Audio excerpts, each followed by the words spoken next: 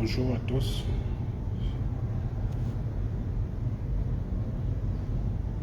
Partagez le live.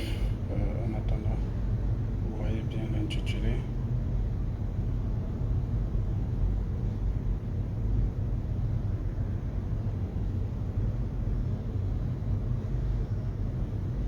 En attendant que les gens se connectent, il n'y a qu'une seule personne abonnée en ligne.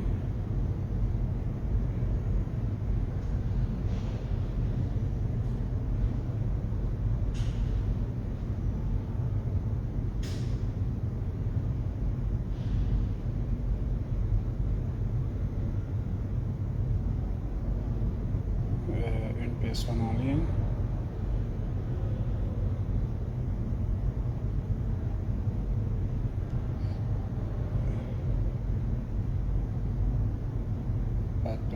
Partagez. Merci de partager. Je commence dans 2 minutes, dans moins de 2 minutes.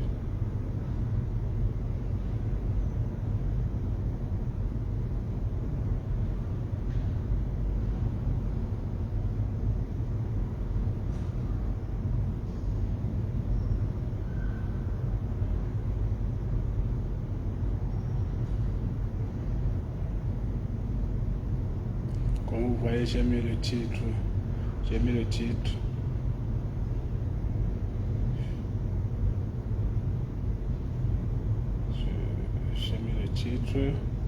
Donc ça peut vous dire quelque chose. Vous pouvez poser vos questions. Je vais y répondre. D'accord. J'ai mis les différentes grandes lignes. Ok. Je pense qu'on est à 5. On est à 5.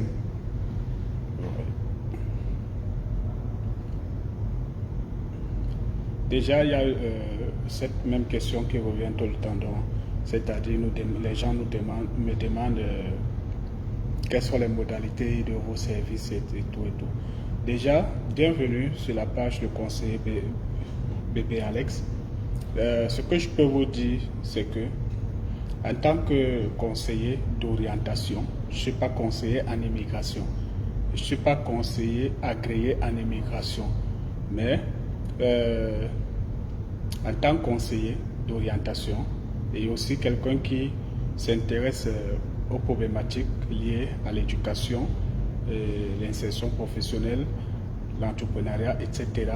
Ça me pousse à faire des recherches, à lire, à contacter même des professionnels du domaine pour pouvoir être mieux informé. Par ailleurs, le titre de ce live porte principalement sur les procédures d'immigration. Pourquoi? C'est une énième fois que nous fassions ce live qui parle toujours des procédures d'immigration. C'est parce que les questions reviennent toujours. Les mêmes questions reviennent sur l'immigration. Chaque fois, des personnes partent prendre des informations, je ne sais où, sur Internet, sur YouTube et tout, et viennent me les poser sur ma page. Et sincèrement, c'est parfois un peu gênant parce que vous ne pouvez pas aller prendre quelque chose sur une page des autres personnes qui publient des contenus pour venir poser à quelqu'un d'autre parce qu'on n'a pas le même niveau d'information au même moment. Certains peuvent avoir suivi une information peut-être dans une province du Canada et ils viennent partager et tout. Et vous pensez peut-être que moi j'aurai l'information là que vous voulez, mais non, il faut que je fasse des recherches. Le mieux, c'est de poser à ces personnes où vous étiez sur les lives. Moi, je parle de ce que je connais, de ce que j'ai lu ou que j'ai appris. En même temps, ceux qui veulent monter en live, vous pouvez écrire en bas. Vous pouvez écrire en bas que vous voulez monter ou bien vous envoyer directement l'invitation. Donc, les services que nous offrons, c'est que moi, c'est peut-être moi qu'on voit ici régulièrement, mais vous allez certainement voir bientôt beaucoup d'autres têtes parce que en tant que jeune chercheur, en tant que jeune qui se bat à encourager des personnes à plus d'entrepreneuriat, en plus d'initiatives pour pouvoir s'insérer dans la société. Est-ce que vous m'écoutez? Vous m'écoutez, s'il vous plaît? Ceux qui sont en ligne, écrivez oui. parce que je sais pas, parce que j'ai mis le kit oreillette. Donc, je dirais donc que nous participons à accompagner des personnes qui ont besoin de nos services. Bon, déjà en tant que conseiller dans mon domaine, que ça soit lié au domaine de parce que quand quelqu'un dit qu'il veut immigrer, que ça soit étudiant ou autre, j'ai quand même quelque chose à lui apporter, non seulement de par mon expérience d'avoir eu à faire la procédure de moi-même et de traiter régulièrement ces cas-là, mais aussi quand quelqu'un me parle de l'immigration, peut-être en tant que résident permanent au Canada, je suis aussi régulièrement avec des personnes qui sont dans ce domaine et tout, et on échange, et de par mes lectures et autres, et de par même les questions que vous posez, parce que c'est ça aussi qui nous amène à aller chercher, Donc je dirais qu'en tant que conseiller d'orientation, les services que nous disposons, c'est quoi? Concernant l'immigration particulièrement dans ce domaine, déjà nous vous accompagnons dans l'élaboration de votre CV, le CV canadien, que beaucoup de personnes en ont entendu parler. Oui, certains vont dire il y a des modèles en ligne et tout. Oui, il y a des modèles en ligne, mais la différence qu'il y a entre les modèles en ligne et les modèles faits par quelqu'un avec qui vous avez échangé, avec qui vous échangez, c'est que le modèle en ligne va te donner juste un aspect générique, je ne veux pas dire général, mais un aspect générique de ce qui revient toujours. Mais le CV doit être parlant. Le CV doit être parlant. Donc ne faites pas. Beaucoup de personnes, on a souvent eu pour habitude, moi-même y compris, quand je ne connaissais pas encore certaines choses, d'utiliser le même CV parfois pour plusieurs demandes d'emploi ou pour plusieurs choses. Or, de par nos lectures, de par mes lectures, de par mes recherches, de par l'expérience, de par ce que je touche ou je vois régulièrement, j'ai appris beaucoup de choses et je constate que le CV se contextualise. Ce n'est pas parce que, je vais prendre un exemple peut-être des entreprises qui font dans la téléphonie. Vous allez voir, quelqu'un cherche un emploi dans plusieurs entreprises téléphoniques. Il utilise le même CV pour aller déposer dans toutes ces entreprises-là. Je ne vous conseillerais pas de faire ce genre de choses. Même si c'est les mêmes entreprises, même si c'est les mêmes postes pour lesquels vous postulez, je ne vous conseille pas de déposer le CV que vous avez déposé à une entreprise X, à l'entreprise Y et à l'entreprise Z. Je ne vous conseille pas.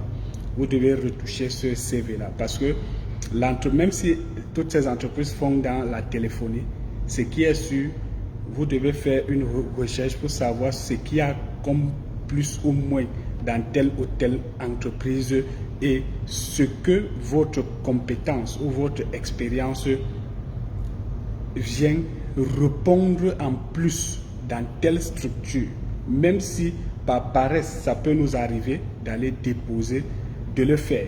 Et puis ça passe, oui, ça peut passer, comme ça ne peut pas. Mais je dis bien, la conception d'un CV n'est pas un truc générique. Ce n'est pas quelque chose que... Il y a les modèles en ligne. Oui, les modèles en ligne vous permettent à vous, par exemple, de pouvoir au moins savoir une idée.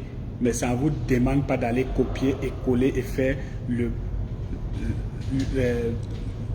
plaquage. Et je vous rappelle d'ailleurs que les modèles en ligne que vous voyez là, parfois c'est fait par des personnes comme nous.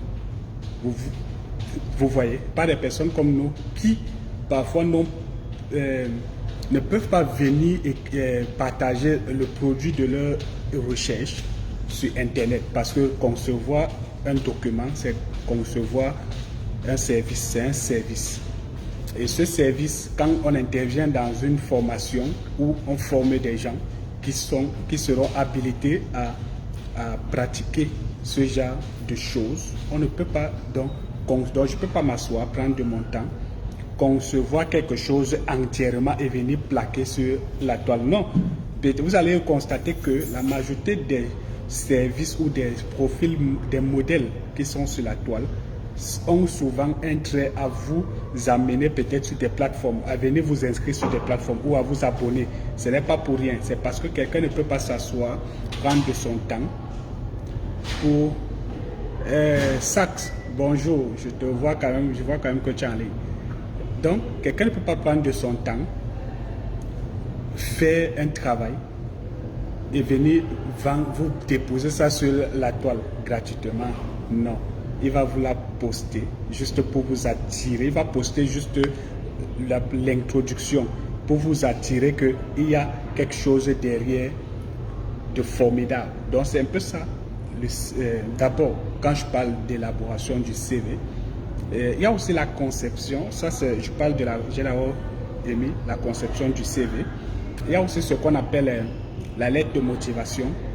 C'est vrai, dans le jargon français, on utilise encore. Oui, JLC. Bonsoir. Dans le jargon français, on aime encore utiliser lettre de motivation. Mais beaucoup plus les professionnels tendent à utiliser le mot de lettre de présentation. On ne dit plus lettre de motivation. Bon, la motivation, certes, ça peut avoir sa place et ça peut même attirer l'employeur. Mais la motivation, en fait, la différence qu'il y a entre la motivation et la présentation, c'est que dans la motivation, une lettre de motivation est beaucoup plus une lettre qui montre votre intérêt au poste qui est présenté. Donc il faut faire cette différence-là. C'est des petites choses que beaucoup n'ont pas compris. Et jusqu'à présent, je vous dis, même jusqu'à présent, pas jusqu'à présent, mais pendant plusieurs années, nous avons évolué ainsi, y compris moi-même. On ne connaissait pas vraiment ces petites nuances d'expression-là. Des fois, on écrivait lettre de motivation et après, on se rend compte que la motivation est plutôt une lettre de demande d'emploi. Vous voyez un peu, parce qu'il ne faut pas confondre. Il y a des petites expressions techniques qu'il faut comprendre. Il y a lettre de motivation, lettre de présentation, lettre de demande d'emploi, lettre, par exemple, d'appel à un service, lettre il y a beaucoup de lettres. Mais il faut savoir que les choses ne sont plus les mêmes. Oui, bonsoir Alexandre. Donc les deux modèles dans le site Québec, ce sont les modèles qui ne sont plus considérés. Non, je n'ai pas dit que ce ne sont pas les modèles qui sont plus considérés. C'est juste des modèles. Quand on dit modèle, c'est juste des modèles sur lesquels vous devez savoir, avoir un peu une idée de ce qu'on attend de vous dans surtout la présentation. Il y a la présentation. Maintenant, le contenu, c'est une autre chose. Voilà, tu fais bien nous aidant de poser cette question. J'avais oublié cet aspect-là. Le modèle vous montre comment ça se présente. Le modèle ne vous montre pas le contenu. Vous allez voir que je peux prendre le profil de quelqu'un, par exemple, qui est un électricien. Je lui dis, fais ton CV. La façon dont il va concevoir son CV, quand je vais le récupérer, quand je vais le retoucher son CV, il va se demander, hey, est-ce que c'est toujours moi? Est-ce que c'est toujours mon profil? Donc c'est pour vous dire que le CV que vous voyez en ligne, c'est juste pour vous montrer comment ça se présente. Comment ça se présente veut dire quoi? Ça veut dire qu'il vous montre que on ne met plus à tel endroit ici en haut, on ne met plus, on n'a plus besoin de voir le genre. On n'a plus besoin de voir le genre, si tu es un homme ou bien si tu es une femme. On n'a plus besoin de ça, ça quitte. On n'a pas besoin de savoir si tu as les enfants. Ça quitte. Tu n'as pas besoin de mettre si tu as les enfants. Maintenant, ton adresse mail est requise. Ton numéro de téléphone aussi est requis. Mais des informations d'ordre personnel ne sont pas importantes dans un CV. Dans un CV en général.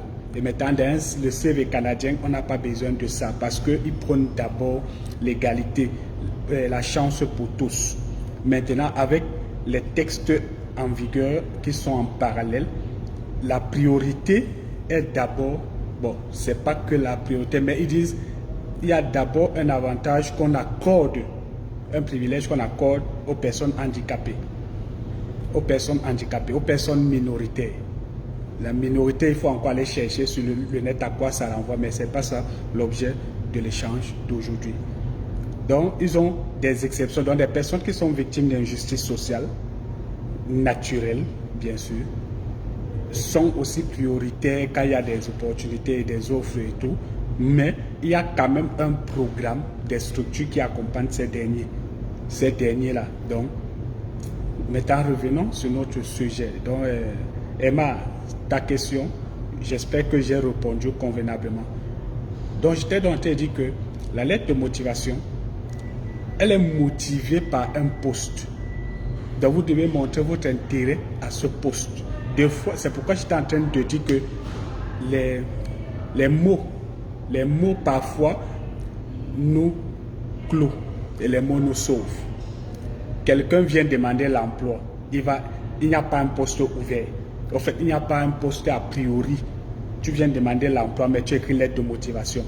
Deux fois, on voit ta lettre, mais les gars se demandent. Deux fois, on ne digère pas. Parce que les techniciens de la ressource humaine qui y sont ont des priorités de dossier. Donc, quand ils voient, s'il y a peut-être une opportunité, un poste ouvert, alors ils savent que toutes les lettres, et c'est pour ça que la majorité des offres, on vous précise toujours au début l'objet de l'offre, et deux fois beaucoup ne prêtent pas attention aux expressions qui sont écrites. Donc quand tu vas écrire ta lettre, il faudra mettre le titre de l'offre là. Parfois s'il y a une référence ou un code, tu dois mettre ça au début de l'objet là. Objet, candidature au poste ou bien lettre de motivation au poste 2. Donc, il faut faire attention à ces petites choses-là. Lisez toujours les offres et tout. Donc, j'étais en train de dire que la motivation, c'est un peu ça. Vous allez voir les responsables de la ressource humaine, ils ont des priorités. Donc,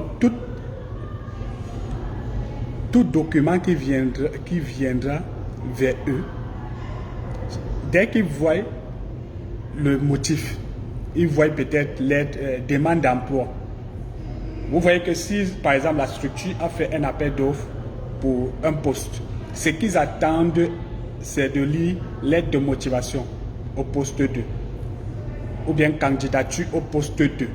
Mais si toi, tu viens dire lettre demande d'emploi, eux, ils se disent, ah, c'est quelqu'un qui demande juste de l'emploi. On met d'abord de côté. Je ne dis pas qu'on ne va pas lire, on va lire. Mais on met d'abord de côté parce qu'ils ont d'abord des dossiers prioritaires qui sont par rapport à l'offre. Donc, j'ai fini avec la lettre de motivation que nos services proposent aussi. Donc, je suis peut-être celui qui est le plus devant, mais j'ai une équipe derrière moi avec laquelle je travaille et chacun est expérimenté dans son domaine.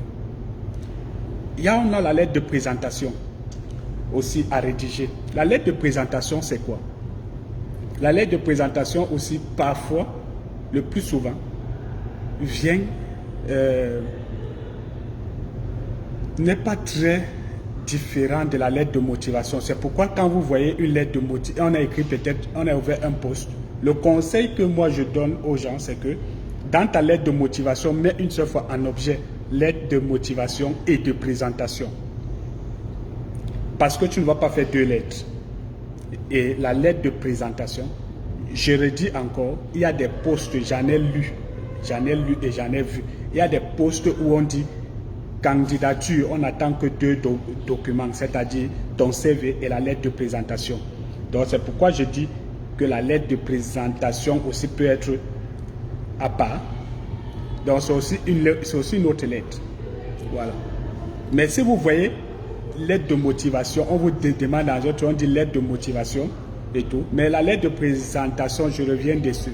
La lettre de présentation, en fait, c'est une lettre qui vous présente, vous. Et elle se présente de plusieurs manières. Vous allez voir même sur Internet, il y a des modèles génériques. Je ne veux pas dire général, je dis bien générique. Donc, les mêmes lettres viennent. Ça veut dire c'est un générique. Mais le générique doit maintenant quitter du générique au particulier, au précis, c'est-à-dire toi.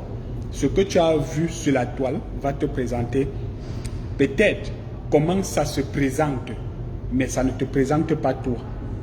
C'est où le professionnel dans ce milieu est à même de prendre ton CV sur la base de ton CV ou de ton profil et même des questions qu'ils te posent,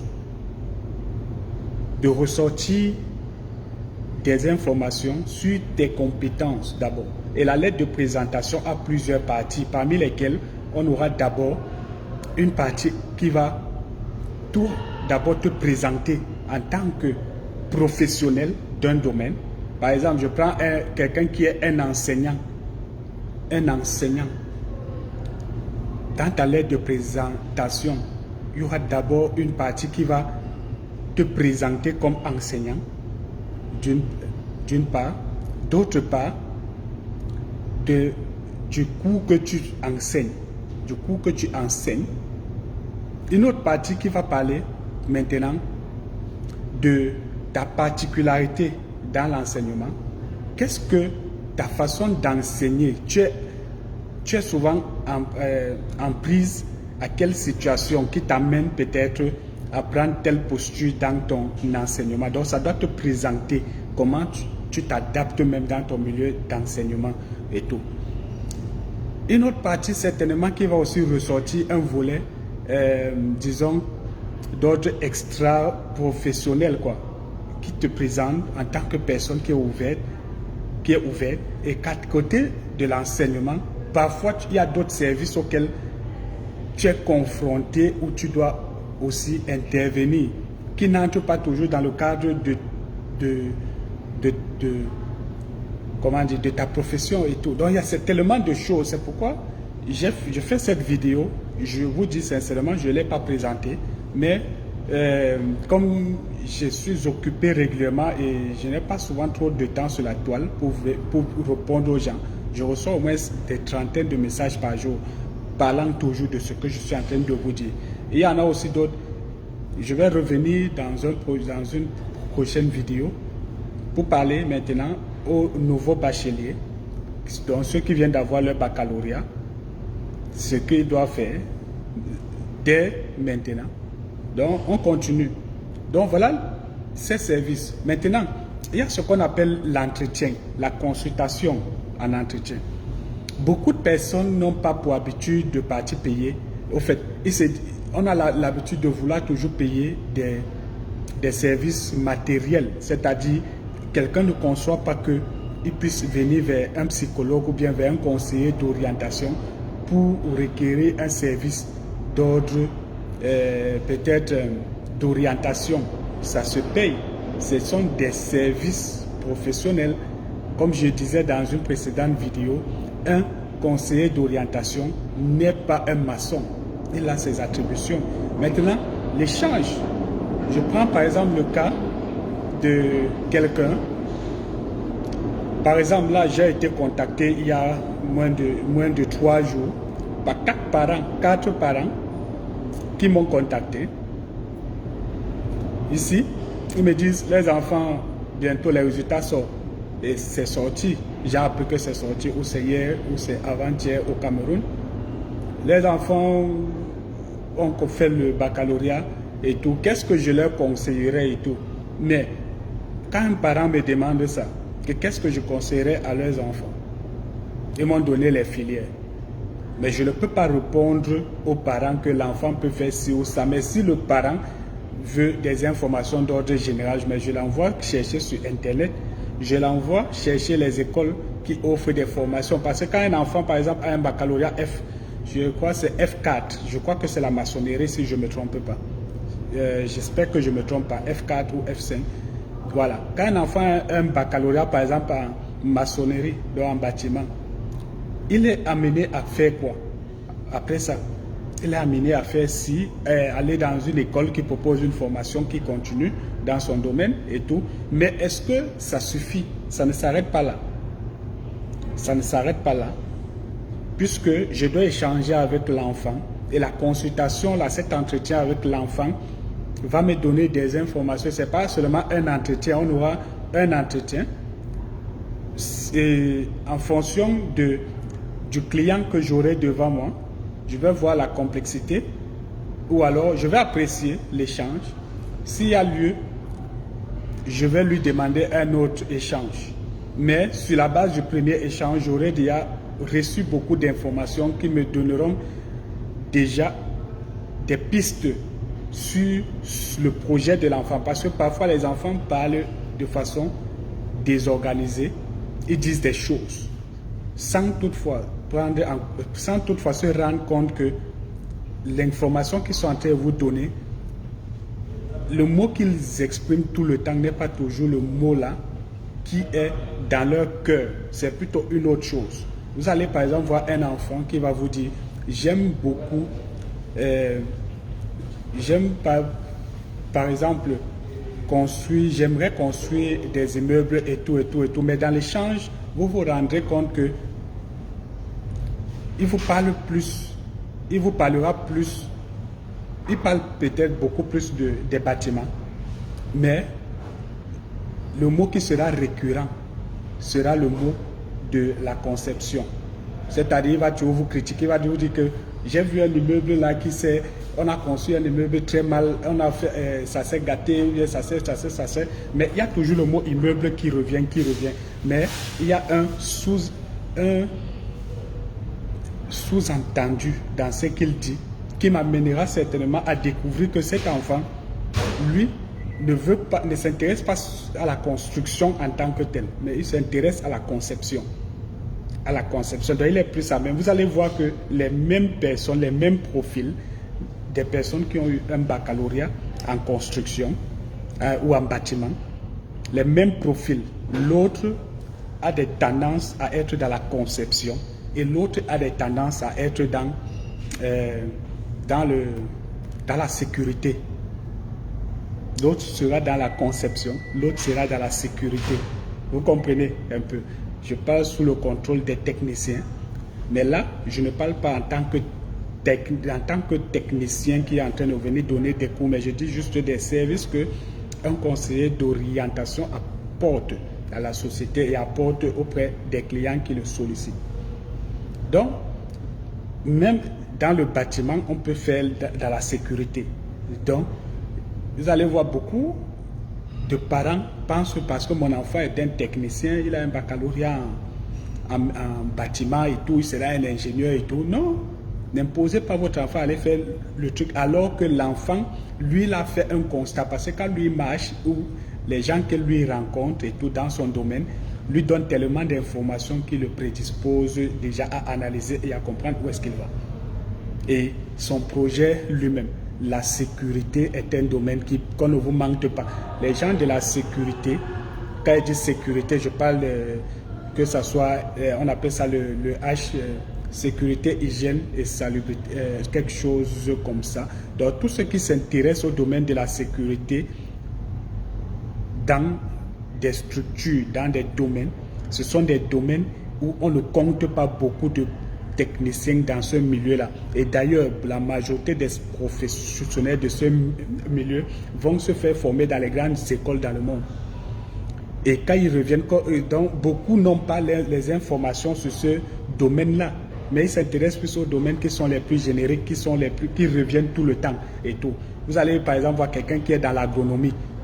Lui, il s'est dit que pour avoir beaucoup d'argent, et pourtant dans l'agronomie, nous tous on peut faire des formations, mais quelqu'un qui est dans l'agronomie et qui encore, en plus d'être agronome, s'intéresse à l'hygiène, à la sécurité, à comment produire, cultiver, mais il a un plus dans ce qu'il fait parce qu'il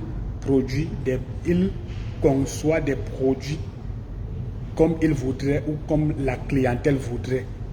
Donc si les gens veulent le bio, c'est-à-dire des produits qui n'ont pas d'engrais chimiques, il va les produire. Si les autres aiment le vrac entre guillemets, comme on appelle vulgairement chez nous, c'est-à-dire ils veulent juste avoir du beaucoup, alors il va les concevoir aussi il va concevoir des choses à la hauteur de la clientèle qui est devant lui. Voilà. Donc il y en a plusieurs. Je vais revenir sur les domaines de nos services et tout. Donc concernant l'immigration, c'est un peu ça. Même l'entretien que j'aurai avec vous, les consultations, il y a aussi l'étude du profil. Par exemple, là, je suis en train d'étudier le profil de quelqu'un qui est en Allemagne.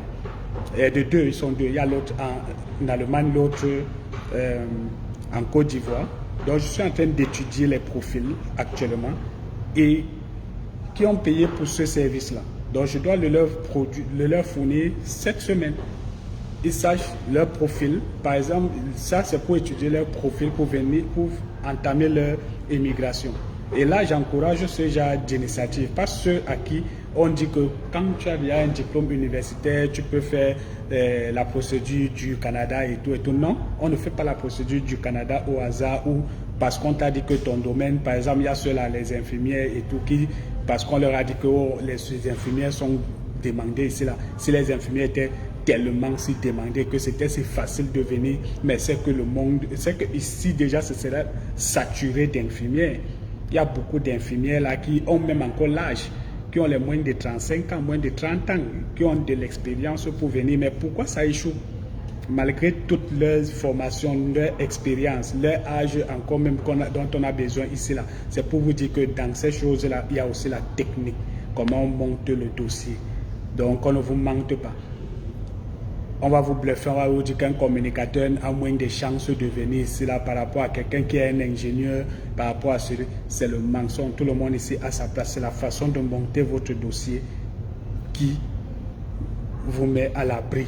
Mais je dis, c'est l'agent d'immigration qui est le dernier mot. Donc aucune agence en accompagnement en immigration ne peut vous garantir le visa, qu'on ne vous mente pas. Mais les agences peuvent vous produire le travail qu'il faut pour que vous ayez quand même des chances d'être sélectionnable ou sélectionné. Donc, j'ai fini pour cette rubrique avec les services. Il y en a plusieurs, j'oublie, comme je dis, je n'ai pas préparé cet échange, mais ce sont des choses qui me reviennent tout le temps et tout, parce que j'ai fait une communication dernièrement qui a attiré l'attention de plusieurs. Bon, maintenant je reviens sur le deuxième point, le Québec et le Canada. Quand vous vous engagez, quand vous voulez vous engager, décidez-vous. Si vous venez me demander à moi quelle est la procédure qui est la mieux, vous avez vu, j'ai mis Québec, ça renvoie à la procédure ARIMA. J'ai mis Canada, qui renvoie à la procédure entrée express. Quand vous venez me demander sur un message quelle est la procédure qui est la mieux, je ne peux pas vous répondre. Ah, la connexion n'est pas stable au continent. Ah, désolé, peut-être tu pourras revoir plus tard la vidéo. Je fais cette vidéo, j'espère que ce sera pour la DF, ce sera les prochaines vidéos, ce sera pour être plus technique dans d'autres trucs, parce que les gens me posent des questions qui reviennent tout le temps, les mêmes questions qui ont déjà les réponses sur les plateformes des sites dont ils ont besoin, que ce soit pour le site du gouvernement, que ce soit pour les offres d'emploi sur les sites d'offres d'emploi du Canada et tout. Et d'ailleurs, je ne sais pas si j'ai déjà posté une vidéo ici pour énumérer toutes les plateformes de recherche d'emploi. En fait, pas toutes, les quelques-unes dont j'ai fait la recherche, mais je vais regarder et je vais la faire. Donc, j'étais en train de dire que si vous venez me demander à moi quelle est la procédure qui est la mieux, je ne peux pas vous dire que telle est mieux que l'autre et tout. Ce que je peux faire, c'est vous donner un rendez-vous privé en inbox pour vous présenter les deux plans. C'est à vous de choisir et vous y engager. Parce que, qu'on ne vous mente pas, allez même chercher sur Google, statistiquement parlant, tout le Canada a besoin des gens. Mais ils ne prennent pas n'importe qui. Parce que les gens ont tendance à toujours dire que oh, le Canada a besoin des gens et tout et tout. S'ils avaient tant besoin des gens, vous pensez qu'ils allaient laisser le continent, quand je dis le continent américain, ils allaient le laisser pour aller chercher loin encore. Parce qu'à côté du continent américain, on a aussi le continent asiatique qui n'est pas loin et qui ont aussi des profils qualifiés. Donc je ne veux pas citer certains pays avec qui, qu'on ne vous mente pas sur le plan international, ils ont de bons rapports en termes d'affaires, en termes de relations économiques. Donc, si vous voulez trop, c'est vrai on dit que le Canada a encore besoin de beaucoup de millions de personnes, le Québec seul, de beaucoup de millions de personnes. Beaucoup de millions. Je ne veux pas m'engager sur les chiffres parce que chaque site donne son chiffre. Mais c'est beaucoup quand même de millions de personnes. Donc je suis sûr que peut-être plus d'un tiers de l'Afrique pourrait venir ici, là, ils en auront encore besoin. Donc, je disais donc que celui qui veut une consultation en privé va automatiquement payer le service pour la consultation en privé. Mais seulement, je vous ai dit, nous prenons en compte le niveau de vie de tout un chacun. Donc nous ne sommes pas là pour vous faire des surfacturations, comme on en entend, parce que j'ai reçu des messages des gens qui me disent « Ah, je suis allé voir telle page, telle consultation, en fait, telle personne qui publie aussi des choses, il me demande pour une consultation 200 000 francs CFA et tout. » Je dis « Non, nous ne prenons pas autant. » Nous sommes là pour, c'est pas pour dire que les autres font, ils exagèrent et tout. Chacun sait pourquoi est-ce qu'il propose telle ou telle chose. Nous sommes sur la toile, chacun a ses objectifs à atteindre. Notre premier objectif est d'informer, d'accompagner des personnes. Mais accompagner, pas pour dire, on n'a pas dit qu'on vient faire le bénévolat. On accompagne des personnes d'abord qui sont prêtes pour soutenir leur procédure. Parce qu'il y en a certains qui m'ont écrit, quand je leur dis, ok, est-ce que tu as le passeport? Ils crient d'abord que, et il allait se renseigner que le passeport coûte, si c'est combien, ou c'est 110 000, ou c'est 120 000. Ils crient. Je lui ai dit, si déjà pour le passeport tu pleures, ça veut dire que même pour le reste qu'il faut payer pour le gouvernement, tu ne pourras pas. Va te préparer. Quand tu auras au moins cette somme-ci, ne serait-ce que pour ta procédure, tu reviens. Parce que même dans l'accompagnement, on ne va pas quand même te faire des surfacturations. Non. On va prendre en compte que voilà ta situation et tout et tout. Mais ce que tu devrais, on attendra de toi aussi, c'est que tu puisses contribuer à la lecture. Parce que on ne va pas faire un gros travail et la personne pas dormir chez elle. Non. Toi aussi, tu devrais être disposé. Si tu veux qu'on fasse tout, que tu dormes, on te dit seulement que voilà à quel niveau on est. Tu devras mettre aussi les moyens en jeu par rapport à ça. Mais comme je dis, nous ne sommes pas là pour surfacturer les choses aux gens. Je ne peux pas m'engager à donner des chiffres ici sur la toile parce que tout le monde n'a pas le même profil. Tout le monde n'a pas le même profil. Donc voilà. Donc, j'étais en train de dire que la procédure ARIMA, déjà il faut savoir que la procédure du Québec, la chose qui est d'abord importante pour la création de votre compte sur la plateforme ARIMA, c'est le test de langue. Maintenant, le test de langue, vous pouvez faire le test de langue du Québec, qui est reconnu au Québec. Voilà. Mais je pense qu'il y a aussi le TEFAC. Voilà. Ainsi que le TEF. Le TEF, le test Québec, le test de français du Québec, le TEFAC. Pour le test, maintenant quand vous le faites, c'est la première des choses qui est importante dans votre procédure, avec en prévision de faire aussi l'évaluation comparative. Mais l'évaluation comparative est un détail pour le Québec. C'est un détail parce que ce n'est pas sur cette base, c'est pas ça qui conditionne l'ouverture de votre profil en ligne. Par contre, si vous voulez faire la procédure, l'entrée express du Canada, vous avez deux éléments importants à faire. Simultanément ou bien ça dépend de vous, mais je vous conseillerais de le faire simultanément parce que le test de langue, il faut prendre rendez-vous. Et le rendez-vous, c'est pas que tu viens aujourd'hui, on te dit tu comprends dans un mot. C'est des choses qu'on va te programmer. Donc, l'un ne conditionne, en fait, l'un ne doit pas subordonner l'autre.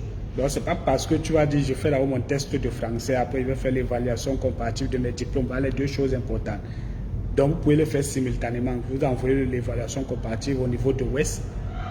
Au niveau de West, ou chez les anglophones, ils ont aussi leur structure. Bon, je n'ai pas fait les gens pour les anglophones, mais ils ont deux structures aussi qui évaluent pour eux. Je vais revenir sur ça sur un autre poste.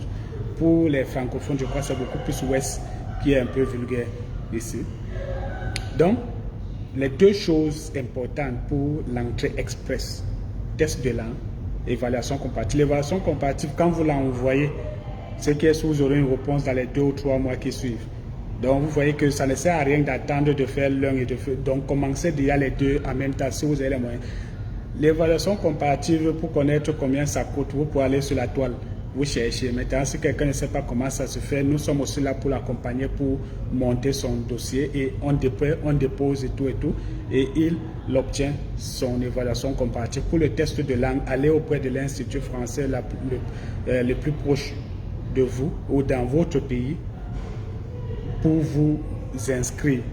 Déjà, je sais que quand vous venez vous faire enregistrer, vous ne payez pas directement. Donc, vous payerez quand on va vous envoyer le message pour dire que vous êtes programmé à telle période.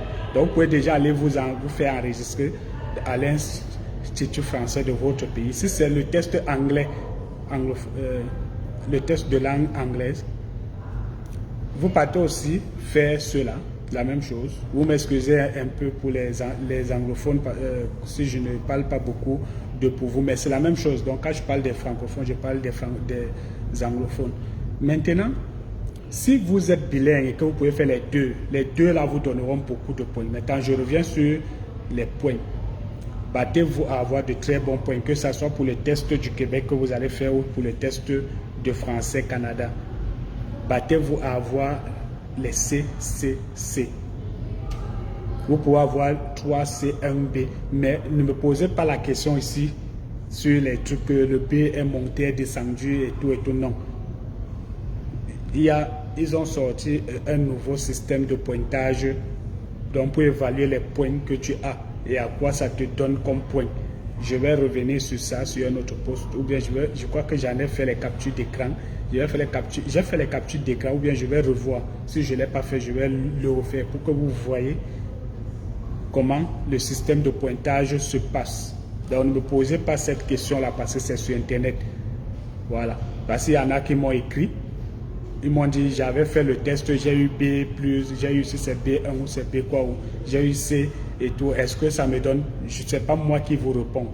Il y a un système en place pour voir les points que tu as quand tu as tel chiffre et tout et tout. Si quelqu'un me pose cette question, il doit payer mon service pour que je lui décrypte ça. Et puis je lui dis, voilà les points que ça t'apporte dans ton dossier. Maintenant, je reviens sur un élément aussi important, les tests. Le test Québec que vous faites n'a compétence que Québec. Retenez ça. Le test Québec que vous faites, les gars, likez. Je n'ai pas beaucoup de likes. Je ne vois pas beaucoup de likes. Je ne vois pas beaucoup de likes. 2 likes seulement. Mais likez les gars, c'est comment? Donc, le test de langue du Québec que vous faites n'a compétence qu'au Québec. Le test Canada que vous faites a compétence dans tout le Canada, y compris le Québec. Arrêtez, ne pas oublier.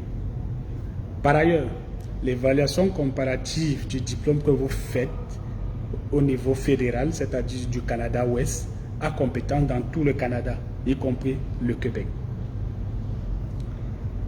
Si vous êtes dans la procédure du Québec, que vous avez fait l'évaluation peut-être de l'Ouest, oui, vous pouvez ajouter ça dans votre dossier, mais je vous ai dit, ce qui compte le plus, c'est le test pour le Québec, c'est le test de langue. Peu importe le test de langue, si c'est le test Canada que vous avez fait ou le test du Québec, ça compte chez eux. Mais le test du Québec ne compte pas pour le Canada. Voilà.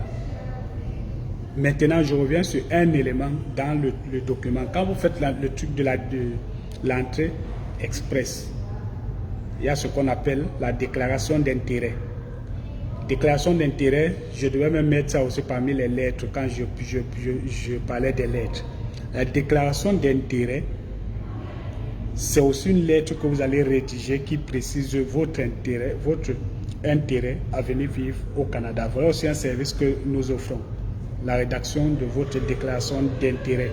Donc ça précise votre intérêt à venir vous installer au Canada.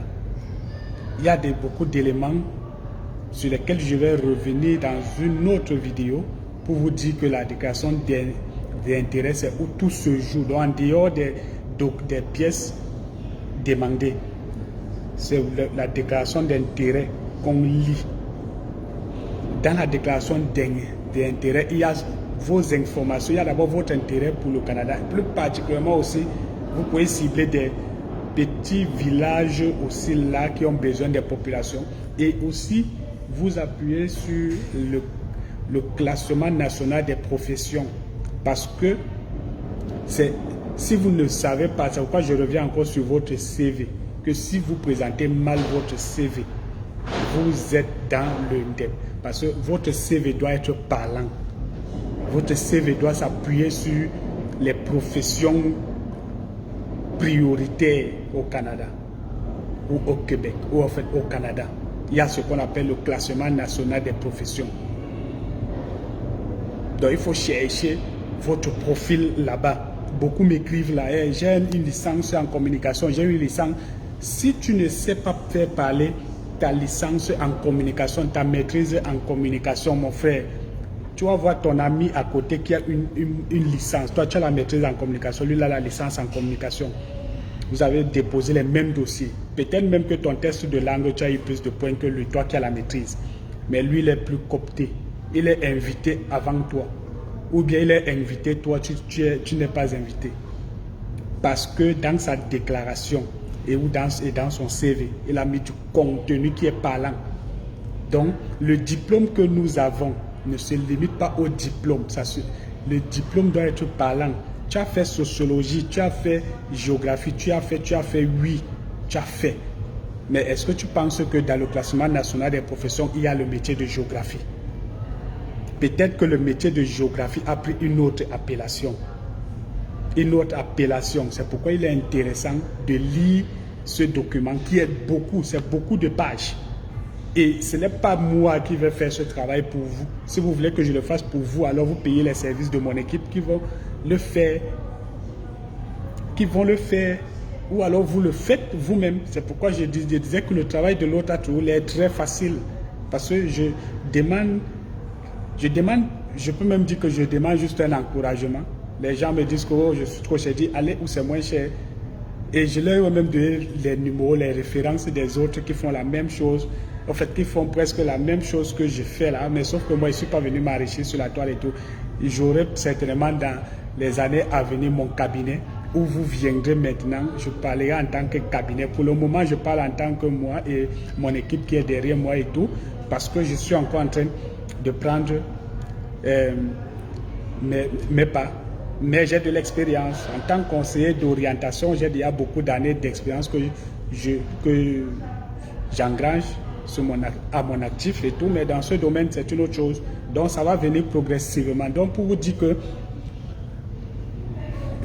le classement national des professions sort les différentes professions et vous pouvez avoir un diplôme qui n'est pas référencé dans ce classement, mais les compétences auxquelles vos diplômes vous prédisposent vous situent dans des professions là-bas.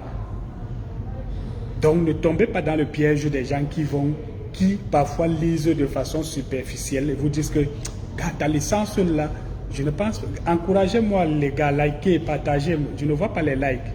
Je ne vois pas les likes. Je ne vous demande pas de m'envoyer des étoiles comme quand vous allez sur 4 likes depuis 40 minutes que je parle. 4 likes seulement. Bon, je crois que je vais m'arrêter là. Je vais m'arrêter là. Tous ceux qui vont m'écrire en privé là, je répondrai. En tout cas, il y a un message que je vous laisse souvent. Je pense que je vais m'arrêter là. 40 minutes, j'ai un seul like. C'est pas sérieux. J'ai 4 likes seulement. Et combien de partages? 2 partages. Et ce sont mes partages. 3 partages. Ça, ce sont mes partages que j'ai envoyés dans mes groupes.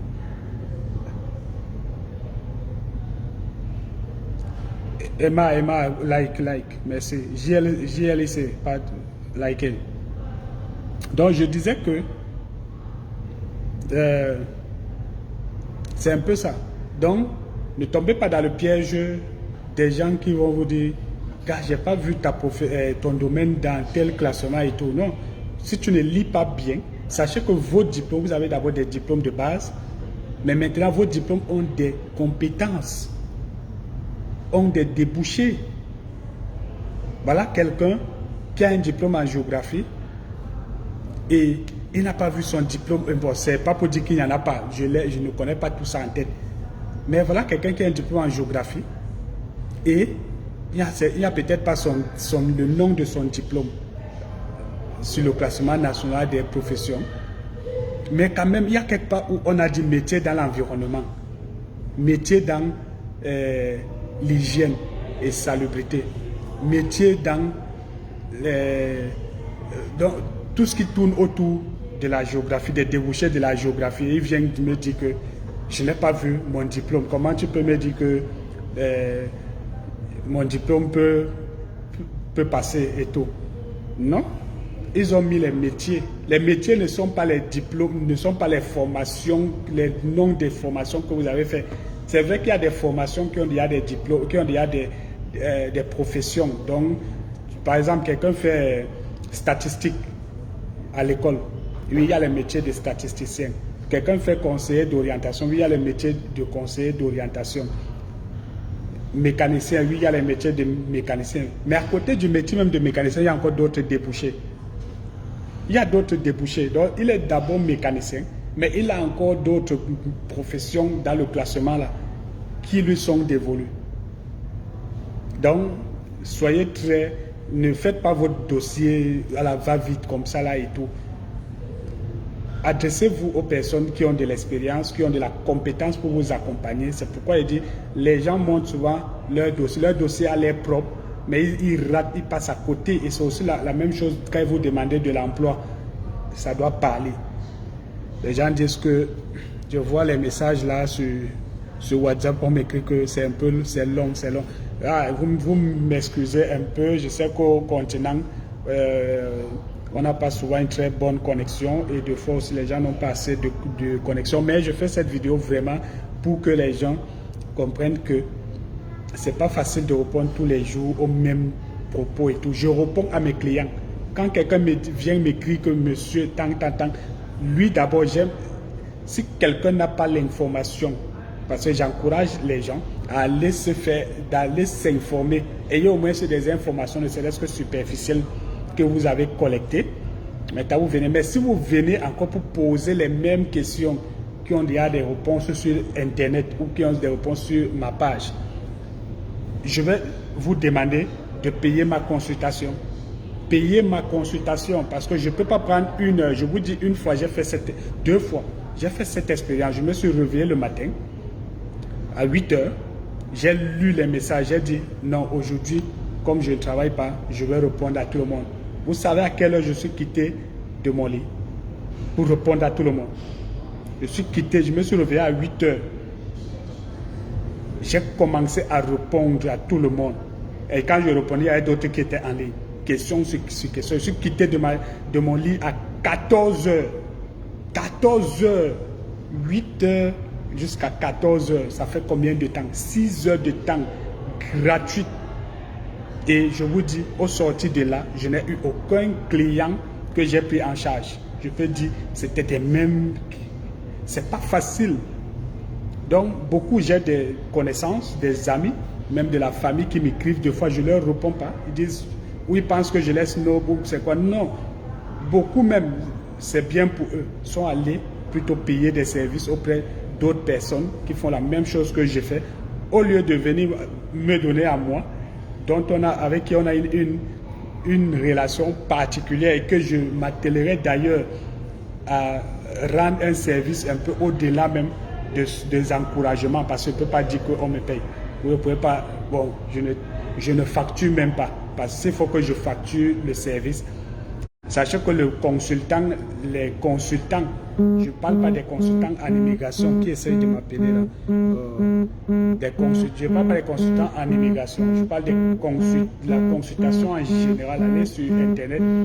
Seulement la consultation, elle est payante. Il faut qu'on ouvre ton dossier quand tu viens en tant que client. D'autres vous disent souvent qu'inscrivez-vous d'abord, c'est 5 000 l'inscription. Et après, maintenant, la consultation peut être 10 000 ou 15 000, selon où vous allez, selon le niveau de comment dire. Quelqu'un essaye de m'appeler sur Instagram, permettez un peu. Donc, selon le niveau du du service qu'ils ont et de la technologie.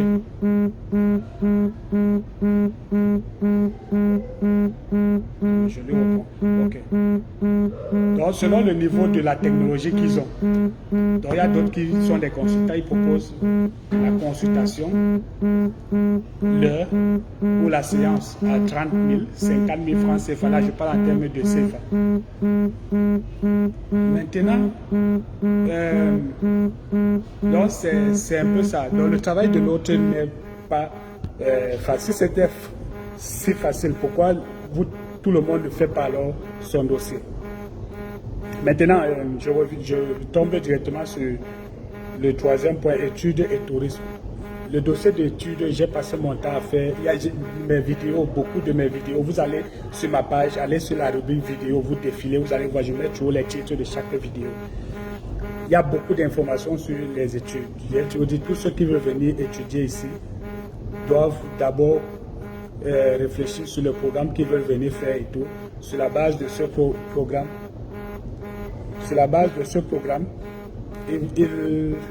ils se projettent. Donc, je ne veux pas revenir sur ce que j'ai déjà dit, c'est une perte de temps. Mais je vais faire un autre podcast concernant le dossier d'étudiant. Je me serais attendu que les gens posent des questions, parce que quand on pose des questions, ça va un peu plus vite.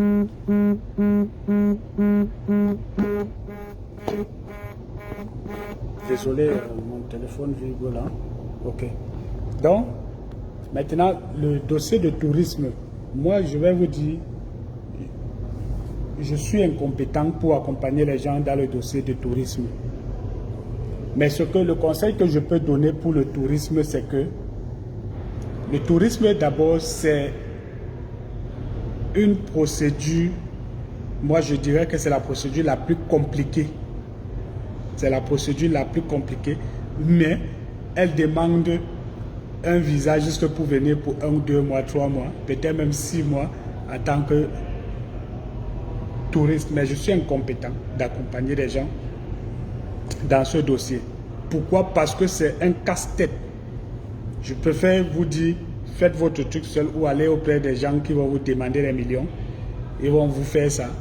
Mais je vous dis, le conseil que je peux donner, c'est que si quelqu'un a un profil de faire la procédure normale, c'est-à-dire résident permanent ou étudiant, mieux, oui, c'est la même chose. Tourisme et visiteur, c'est la même chose. Bon, visiteur, c'est vrai qu'on va ajouter, mais c'est presque la même chose. C'est la même chose quand même. Il n'y a pas trop de différence. Parce que la visite, visiteur, tu viens visiter, et tout tourisme, tu viens toujours visiter. C'est la même chose quand même. C'est la même chose. Maintenant, ce que je veux dire, c'est que c'est une des procédures les plus complexes. Si vous avez le profil, là je m'adresse à ceux qui ont le profil de venir en tant que soit étudiant, soit résident permanent.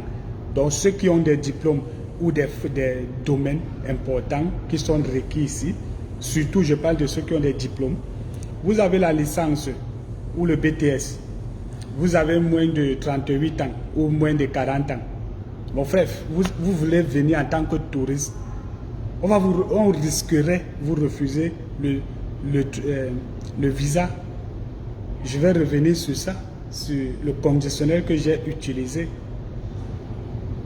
Faites votre procédure normalement, vous partez passer vos tests de langue, vous avez de bons points et tout. Vous faites si vous faites Arima, donc le Québec, vous faites votre test avec de bons points, vous faites votre procédure, vous attendez. Vous attendez. Votre dossier, bon, vous allez venir. Mais parallèlement, vous pouvez aussi faire touriste. Ce n'est pas parce que vous faites telle chose, mais je vous conseille de faire quand même les deux. Touriste maintenant est complexe. Pourquoi? Parce que dans touriste, il faudra justifier. C'est vrai, je ne parle pas comme un professionnel de ce domaine parce que certainement j'aurai des messages peut-être de critiques ou bien des personnes qui s'y connaissent mieux que moi qui vont donner. Mais je dis parce que moi, ma logique et ma lecture des choses m'a permis de comprendre, c'est que dans le truc de touriste, la procédure de touriste, il faut d'abord justifier que, bon, touriste, vous pouvez soit avoir été invité par un ami, un membre de la famille, Bon, touriste, ne pas confondre, parce qu'il y a d'autres, quelqu'un peut inviter sa mère ou sa tante ou sa soeur pour venir l'aider ici, peut-être parce qu'il ou elle a eu des enfants et n'est pas disponible à s'occuper de ses enfants, et on donne le visa touriste à cette personne pour venir l'aider, même pour 6 mois, même pour 10 mois ou 1 an, c'est possible. Mais je dis ceux qui viennent, ils ont l'intention de venir disant qu'ils veulent prendre des congés et tout là, c'est à ceux-là que je m'adresse. Parce que ceux qui vont faire pour leur mère ou pour leur tante ou pour leur soeur ou pour leur petite soeur, pour venir les aider ici, surtout si c'est leur petite soeur, ce sera encore compliqué. Si c'est une jeune fille encore, ce sera très compliqué. C'est pourquoi je conseillerais.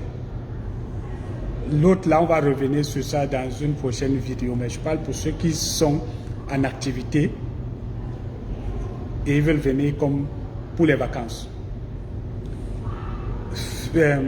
Vous devez montrer que vous avez une profession. Soit vous avez été invité par quelqu'un, un ami, un membre de la famille et tout, le motif, il va dire le motif et tout. Il va prendre des dispositions et des engagements. Maintenant, vous devez justifier que vous avez quelque chose qui vous retient dans votre pays. Donc, quand vous venez, après votre séjour, vous rentrerez. Vous devez justifier ça.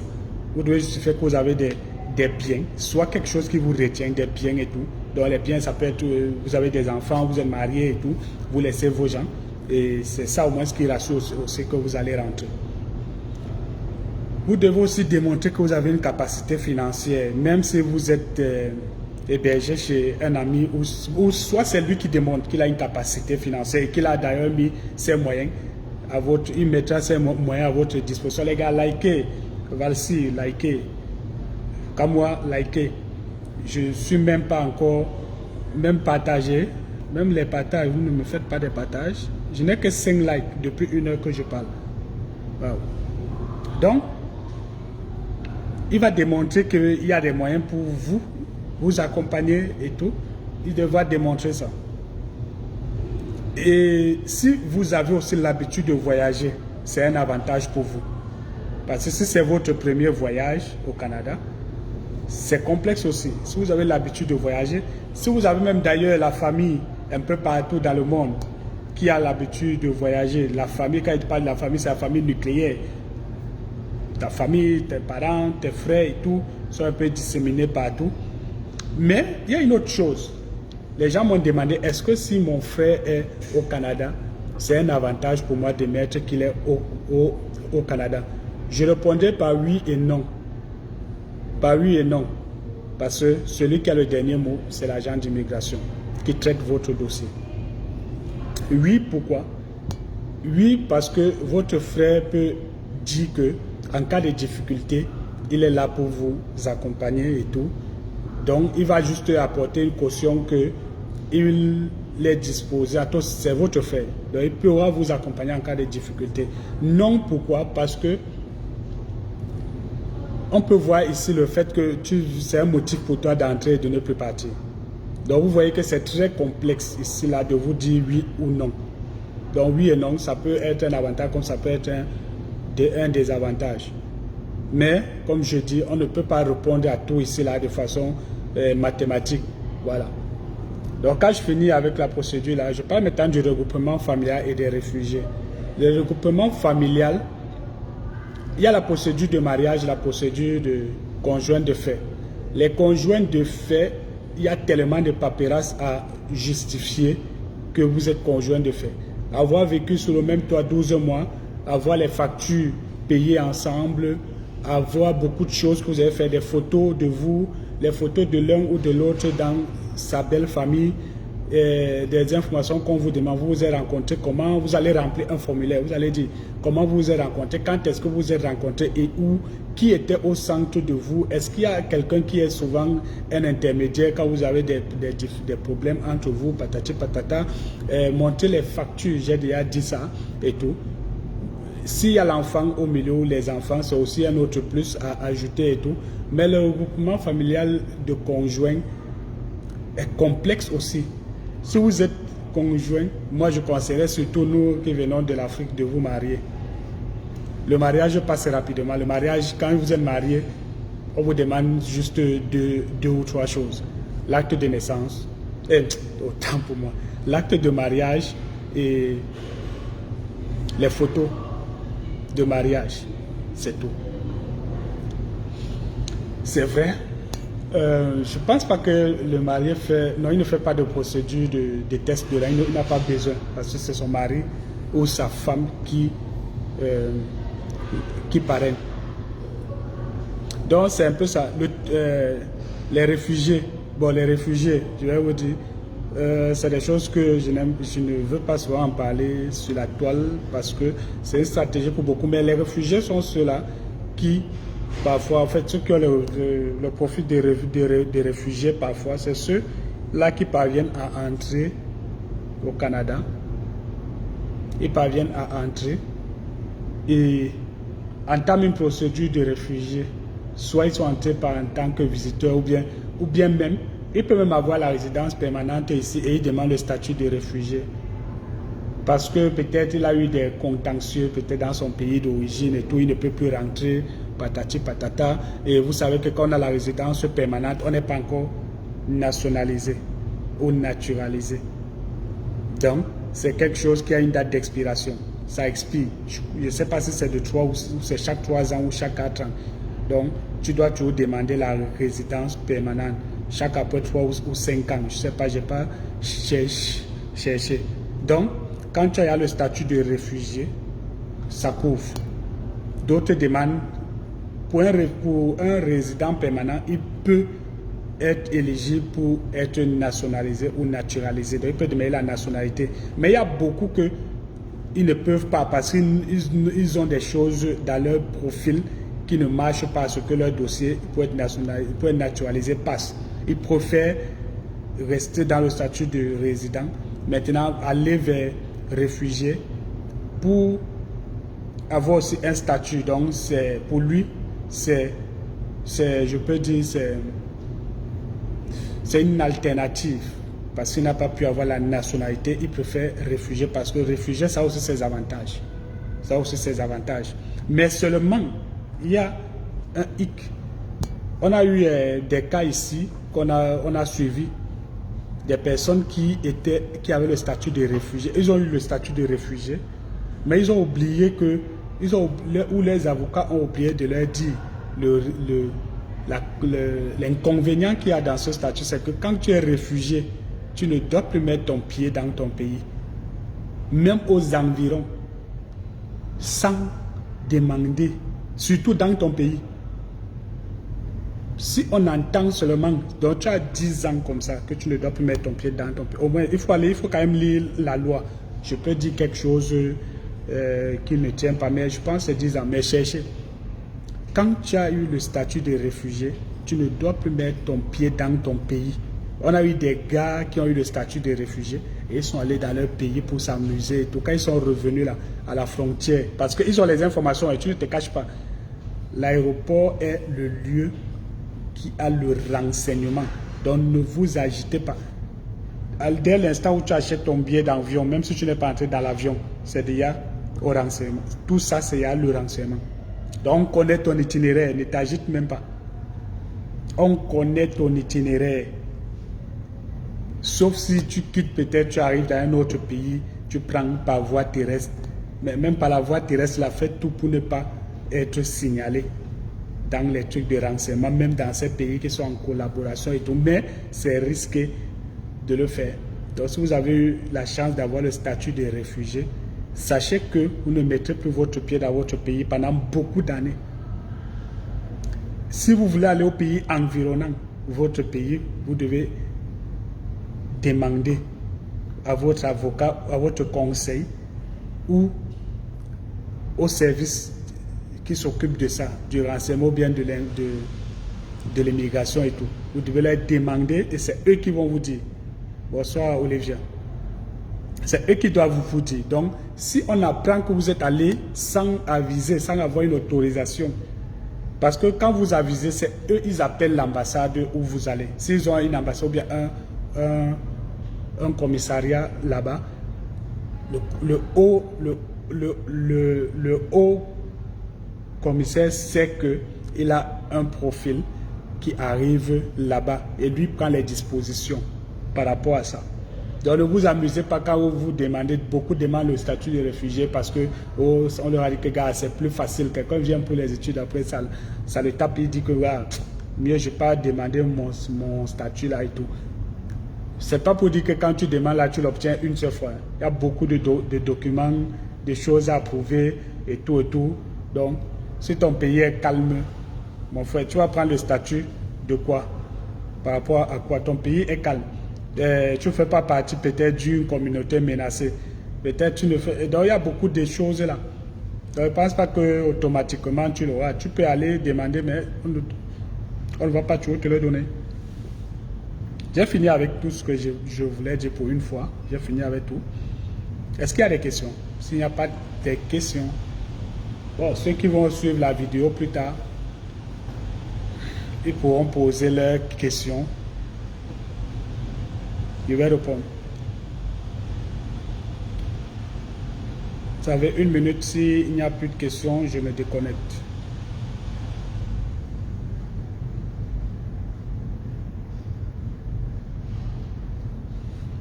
Vraiment les gars, je suis un peu déçu là. Toute une vidéo comme ça.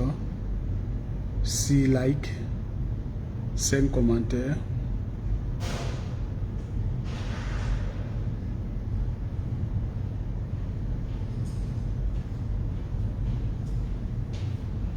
Je vois qu'il n'y a plus de questions. Alors, on va se dire à la prochaine. Et j'espère que vous serez mes prochains clients pour nous encourager. Facebook m'a aussi annoncé que je suis déjà éligible à la monétisation depuis. Donc, vous pouvez aussi activer les étoiles pour me les envoyer. Hein, pour ceux qui ont la possibilité de les faire. Pour encourager la page.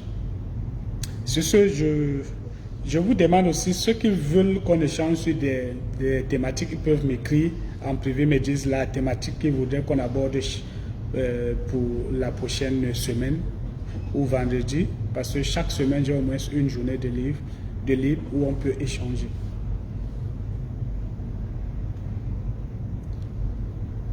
Emma, merci d'avoir suivi le live du début jusqu'à la fin. C'est ça qu'on appelle encore asile. Oui, c'est ça l'asile. Non, l'asile et réfugié. Oui, c'est presque la même chose. Mais quand on dit soit asile, oui, il est en asile ou en exil. Il s'est exilé et tout. Mais souvent, on met à côté une expression politique. Tout le monde n'est pas en exil politique, n'est pas réfugié politique.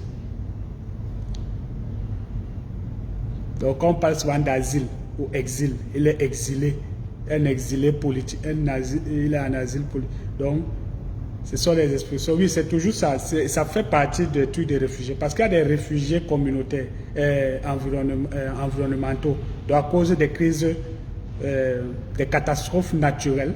Donc, ils viennent demander le statut de réfugié. Il y a d'autres qui sont aussi des... Donc, il y a plusieurs sortes de réfugiés, quoi. Leurs villages ont été dévastés par des catastrophes naturelles. Voilà. Il y a même d'autres qui peuvent aussi s'exiler, il demande un statut de réfugié. C'est vrai qu'il y a des expressions parfois que ça sonne mal. Quand on dit réfugié professionnel ou quoi. Peut-être ta profession aussi. Il y a aussi les exilés, les réfugiés professionnels. Ta profession peut être un métier non grata dans ton pays.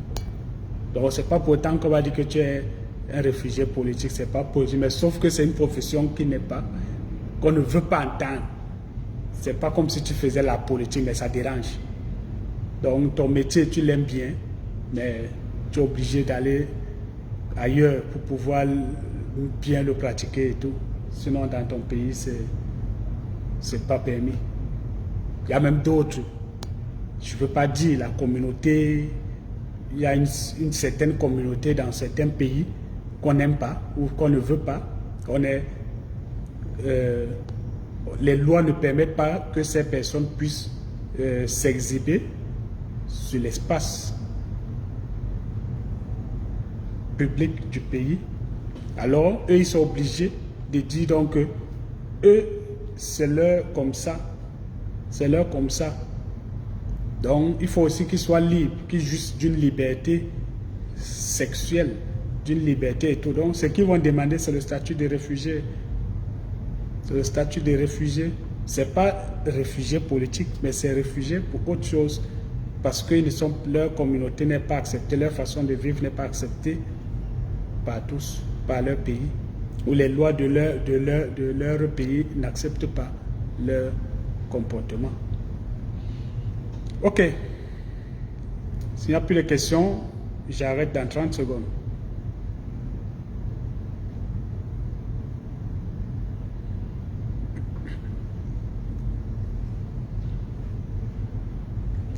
Les gars, merci.